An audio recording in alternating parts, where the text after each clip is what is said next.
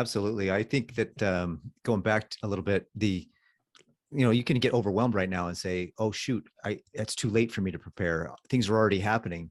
Well, the old saying is the best time to plant a tree was 20 years ago. Mm-hmm.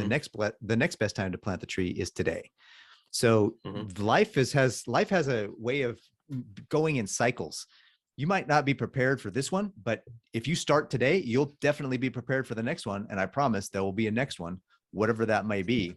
And you just got to stay ready and stay prepared. I think preparedness, one of the things that really kind of strikes me about preparedness and what really gets my fire going is the self-reliance that it really generates in someone, the confidence that it builds in your ability to do things. And you have a faith in yourself. You say, you know what, this just happened to me in my life.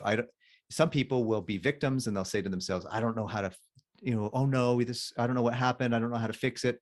But a self-reliant, prepared person will say, okay, yeah, this sucks. And, to go back to the military, I think it's the Marines that say, embrace the suck. Preparedness people learn how to embrace the suck. They know that, you know what, it sucks, but I can find a solution. I can find a way out of this. I'm self-reliant. I can figure this out. I can figure out what to do with my mindsets, with my skill sets, with my gear, with what I've got around me. And you can move forward. And that gives confidence to those around you to be able to say, oh, I need to join in with this guy and form a community. And I just love the community. There's no, in my opinion, other than like at a church, the next best community to be a part of is a prepper community. They're just giving and kind and open, and everybody wants to share. There's not a lot of selfishness in preparedness. And that to me is one of the key things about preparedness communities that I love.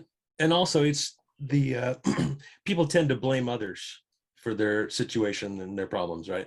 When you become self-sufficient, you realize that the only blame is your own. You're the only one who's responsible for your own preparedness, your own self-sufficiency. So if you have the mindset of a prepper, you're not going to have the mindset of putting blame on somebody else for your situation. Take full responsibility. We talked about anti-fragility a few weeks ago, and that's coming to mind right now because it's like, what do we have in the world of preparedness that builds that? Well, the community, everyone I've ever met in prepping, I've loved. Like, go back, 15 years, 20 years ago, you watch anything about prepping in the news or anything else, it's like, the crazies. I'm like, what? And then they had Doomsday Preppers TV show. And I'm like, that was such a fun show to watch, but it was like stupid because it didn't give you a real depiction. They're like, yeah. And I've met so many people that were on that show. They're like, yeah, they tell us to kind of like just hyper focus on one aspect of preparedness. And that's not real, right?